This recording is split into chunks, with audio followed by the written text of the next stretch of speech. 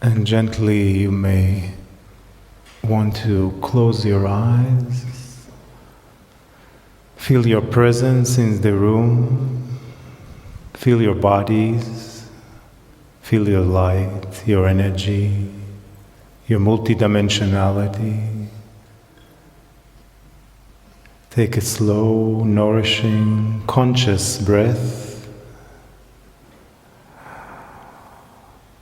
Take another one and another one. And drop deeper into the space which you were just into your heart. Setting yourself firmly, energetically here in this land, consciously together in this room as one energy, as one consciousness, as one coherent field you creating, connecting with each other's hearts, cognizing for yourself your being here, your light here, your Akash here, your memories of this place that you bring here. And of course, your love, your compassion, your peace and benevolence and beauty and knowledge and divinity and light and magnificence and majesty of your soul. Take another breath. And relax even more. Open even more to your love and to the love of the benevolent beings and the ancestors of this land we call Egypt. And what it came to teach you here and in the days to come. Breathe and allow for yourself to open up even more, even more.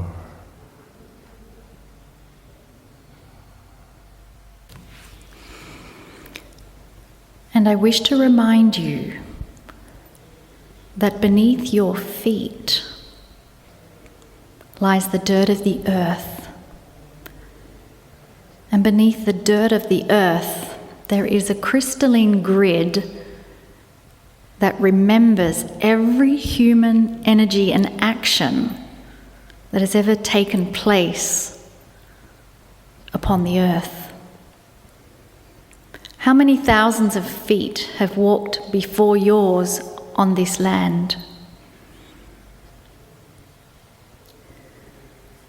What energy and action have they left behind? If they could talk to you now in this moment, what would they say? Could it be that there would be a standing ovation? Could it be that they see your intent and your light and your desire for peace on earth? Could it be that your footprints and your own epiphanies are actually changing the very fabric of that crystalline grid? Indeed, it is changing that crystalline grid because there is more light than what there is darkness. And that really is what this trip is about, to reveal back to you your own light that you hold within. And together you are amplifying each other's light. And the eventual intent is that the entire planet be illuminated in light so that there is no more darkness.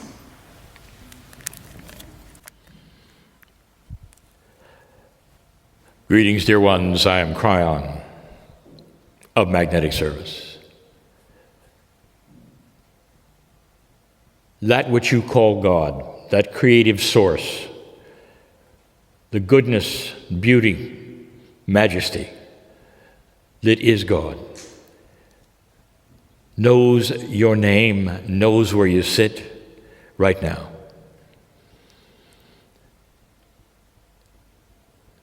So many on the planet want to separate you from the glory of the Creator, saying that you cannot attain this or attain that. The Creator is not in a vacuum and knows about you, this tour, what you're thinking on this planet, what's going on, all of the things. Because there is so much love for you. God is love. And whatever you think about your ability to attain perhaps some height of consciousness so that you can be part of that which is the creative source, you're there at the level that God created you in His image. And that image is not the image on a piece of paper of God. The image is a metaphor. It's an image of strength. It's an image of love, an image of knowing, of light, created in His image. You are. This particular channeling, not long, but something I want you to think about. The histories that some of you will study in these days. Profound, elegant, beautiful. Mysteries abound, and so do truths.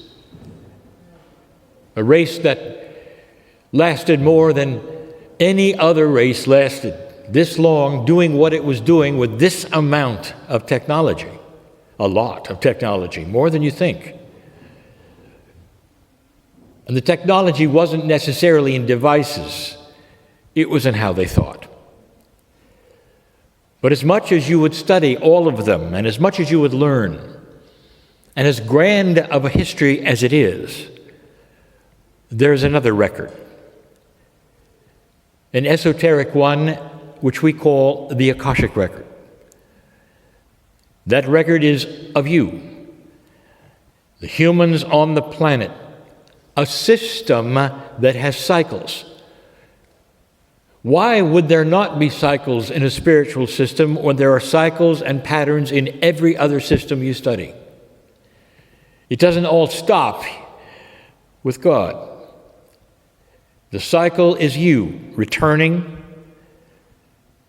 and giving life again to this planet with your consciousness.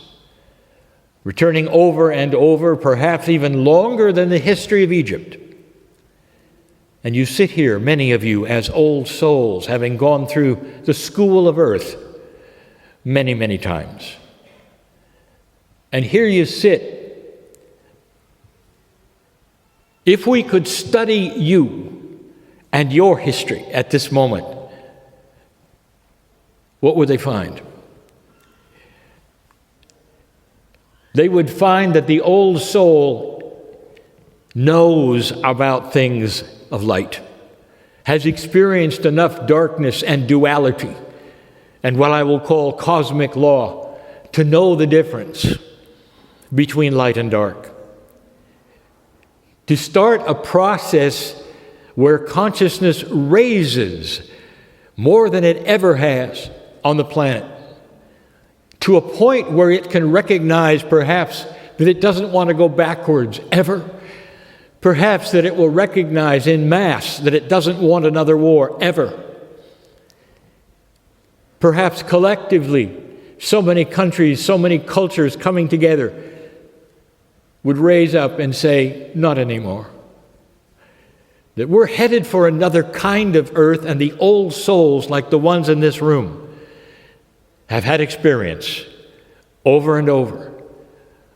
And they know about the darkness, and they know about war. They know about what the difference is between light and pseudo-light. The things that perhaps you were told are light, and they really aren't. You know the difference, dear ones, because there's a record in you that no historian could ever memorize, because you've seen it all. And that's who I sit in front of now. I want you to think about this during the tour, that when you're in certain temples that perhaps slope upwards a little bit and have certain chambers arranged a certain way, and you see similarities of that over and over in temple, you know you're dealing with those who built it, who had the idea of what light is and what it might be like to sit before God. Because that is your privilege, your lineage as human beings, dear ones, carrying your own temple today with you. There are similarities, more than you think, between the ancients and you today. You have an awareness that they did about certain kinds of things that have had to wait for thousands of years to return. Take that and the chambers in it with you. You are going to be the light of this planet, you and the others who right now are deciding what they want on earth. And it's different from anyone's idea of what might happen. Temple. This is the shift, and you are here in it. The history that you will study, very telling. There are a lot of things hiding in it. So intuit things, perhaps as you touch the columns or see the writings as they talk about light. I am Kryon, in love with humanity. This is the first channel in Egypt. I'll be back. And so it is.